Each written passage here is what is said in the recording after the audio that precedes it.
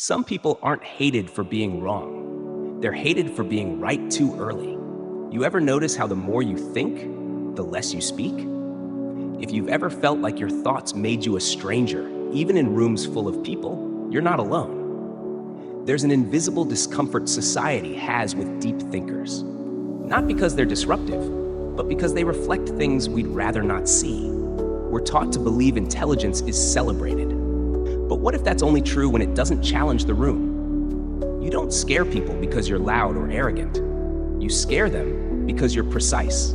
You speak without fluff. You observe what others rush past. Your clarity isn't entertaining, it's confronting. That's the mirror effect. You don't just reflect what's visible, you reveal what's hidden. And let's be honest, people don't want mirrors, they want filters. Schopenhauer said, "Genius hits a target no one else can see." But hitting that target doesn't make you a hero. It makes you a disruption. Society values comfort over truth, and truth, when fully seen, isn't cozy. It demands emotional self-regulation. It forces radical self-responsibility. That's not something most people are willing or ready to face. So instead of welcoming your insight, people resist you. They mock you for thinking too much. They sideline you in conversations. You become the outsider, not because you're flawed, but because you're early, ahead, clear. You've probably felt this before. You say something honest, something simple. Maybe we're avoiding the deeper issue, and suddenly the mood shifts. You didn't offend anyone, but you triggered something deeper. You broke the trance of groupthink. Even when you speak gently, your presence carries weight, not because you try to separate, but because no one else seems ready to meet you there. Being a deep thinker isn't about having answers. It's about carrying questions that won't go away. Questions that make silence heavier, that make small talk feel unbearable. People say they want truth, but only when it fits the story they're already living. The truth you carry, it interrupts. It invites discomfort. It threatens the illusion that everyone's got it figured out. That's why you felt dismissed, even punished, not for being wrong, but for being uncomfortably right. You're not too much. You're just real. In a world trained to be performative.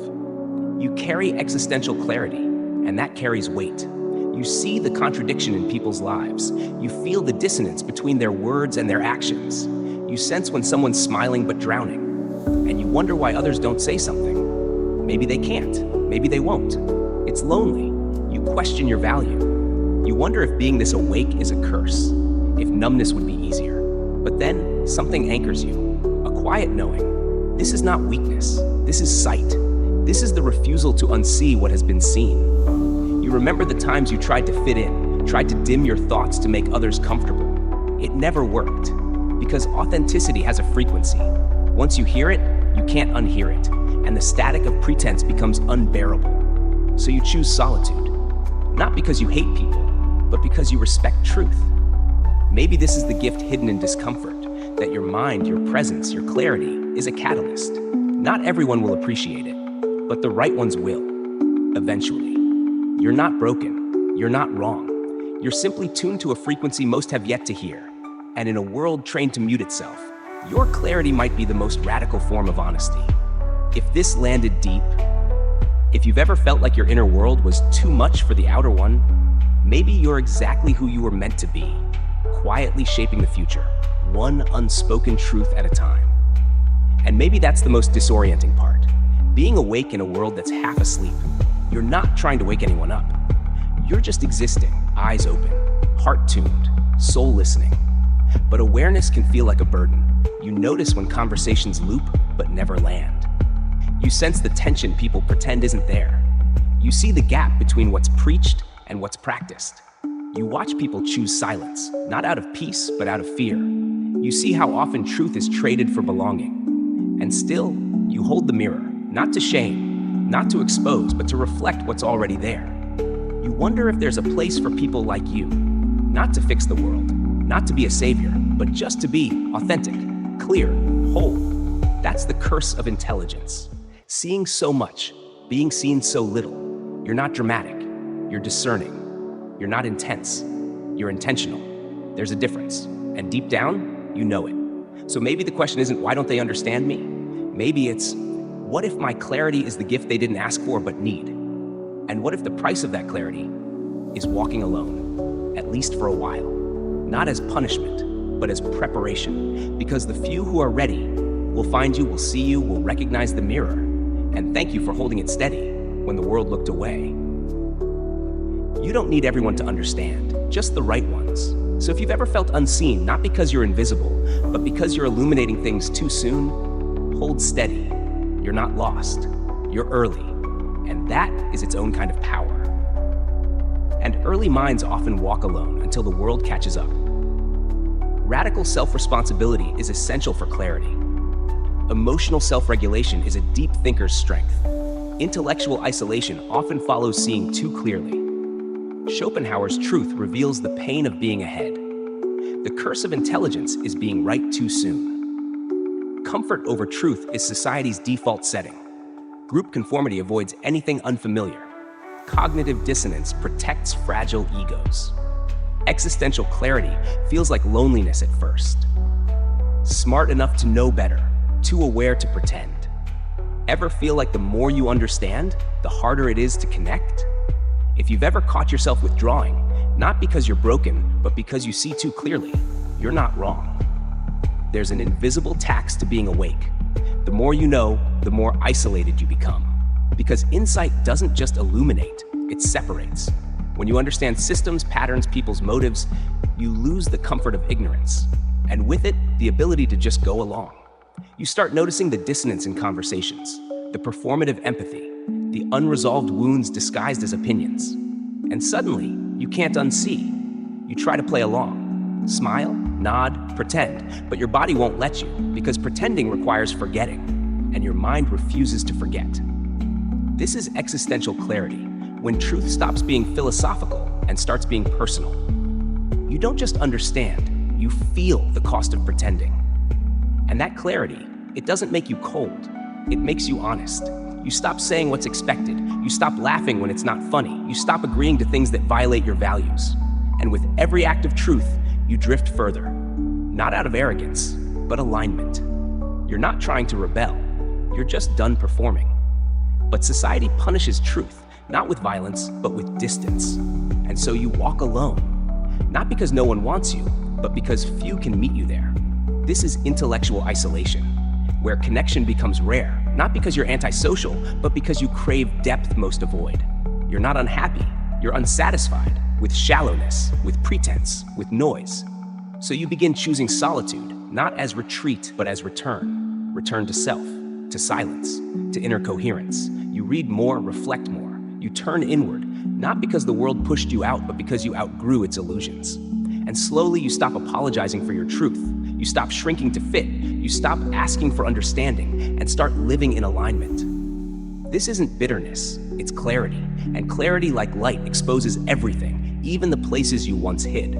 So yes, it's hard, but it's honest. And in a world drowning in noise, honesty is a rare kind of freedom. If you've ever felt like you're walking a different path, it's because you are. Not everyone will follow, but that doesn't mean you're lost. It might just mean you found something most are still searching for. Existential clarity, intellectual isolation, radical self-responsibility, emotional self-regulation, mirror effect psychology, the curse of intelligence, Schopenhauer truth, comfort over truth, group conformity, deep thinker, cognitive dissonance. You start to notice the silence between words, the micro-expressions that reveal what someone's not saying, the way people shift when truth enters the room. And instead of joining in, you pull back. Not because you're shy, but because your nervous system feels the lie. You're not detached, you're discerning. You're not withdrawn, you're watching. And that ability to see behind the curtain isn't something you chose. It's something you grew into. It came from years of emotional self-regulation, from moments when reacting would have cost you too much, from learning that understanding isn't about being right, it's about being whole. That's why comfort over truth never appealed to you. Why group conformity felt like wearing clothes that never quite fit. Why you often felt like a foreigner in familiar rooms, because you weren't playing the game, you were watching it, not judging, just not interested in pretending. There's power in that, quiet power. The kind of power that comes from not needing to be seen to know you're real. You might still crave connection, but only the kind built on truth. And until that arrives, you walk alone, softly, clearly, on purpose. The curse of intelligence isn't intellect, it's insight. It's carrying awareness without applause, clarity without company. But in that space, something else emerges. Peace. A peace that doesn't come from approval, but from inner congruence. You stop asking the world to meet you where you are, and instead you hold space for yourself until someone does. And when they do, it won't be noise, it'll be resonance. Existential clarity, radical self-responsibility, emotional self-regulation, Schopenhauer truth, group conformity, deep thinker, mirror effect psychology, cognitive dissonance, the curse of intelligence, intellectual isolation, comfort over truth. Genius hits a target no one else can see. Ever feel like your mind is too ahead and your heart's paying the price? If you've ever questioned whether your truth is worth the loneliness, it is. Society doesn't fear intellect. It fears what intellect reveals. Because when someone sees too clearly, they disrupt the script. They say what others only think. They name the patterns no one dares address. You've felt this. That moment when your clarity isn't welcomed, but resisted. When your insight is met with silence. Not because it's wrong, but because it hits too close. So people withdraw, label you, too much, too intense, too serious, not realizing they're not reacting to you. They're reacting to what you reflect. You didn't make them uncomfortable. Their own cognitive dissonance did. But still, the loneliness lands. You wonder if something's wrong with you. If maybe you should dim down, round out, soften your edges. But what if the edges are the point? What if your difference is not a flaw, but a frequency? One that only a few will ever truly tune into. That's the mirror effect psychology. Your presence triggers reflection, not because you try, but because you exist. This is the curse of intelligence. The gift no one tells you comes with a cost. Schopenhauer truth cuts deep. Genius often walks alone until the world catches up.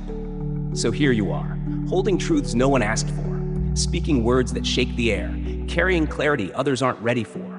And it hurts. Not because you want to be right, but because you want to be understood. But maybe in this ache, there's also beauty. Maybe this is the path of radical self-responsibility, of choosing honesty over harmony, integrity over applause.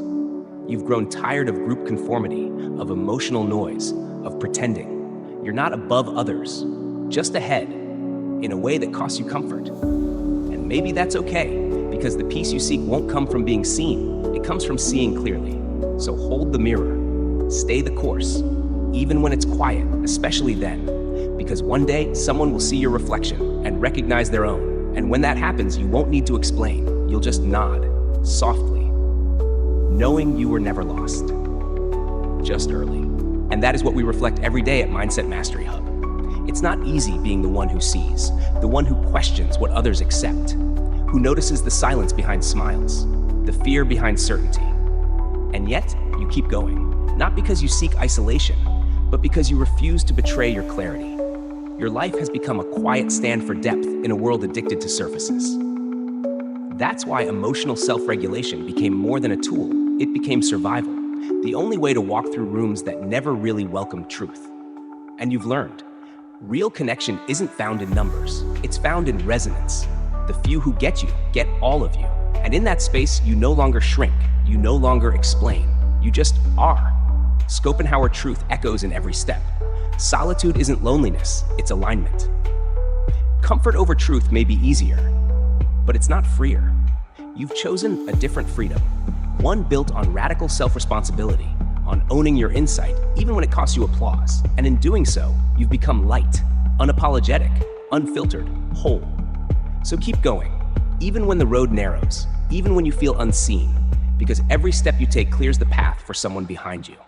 You are not alone. You are not too much. You are not lost. You are just exactly on time. If something in this story felt like home, that's because this is what we reflect every day at Mindset Mastery Hub. Radical self-responsibility, emotional self-regulation, Schopenhauer truth, group conformity, deep thinker, mirror effect psychology, cognitive dissonance, the curse of intelligence, intellectual isolation, comfort over truth, existential clarity. If no one ever told you this, Your clarity is not a burden. It's your compass, your inner knowing, the one that made you question, step back, observe. It's not detachment, it's discernment. And it's rare, so rare that it often walks without applause. But it's also what lights the way for others, those not yet ready to name what they feel, but drawn to those who already have. So stay lit. The world needs more minds that don't just think, but feel truth all the way through.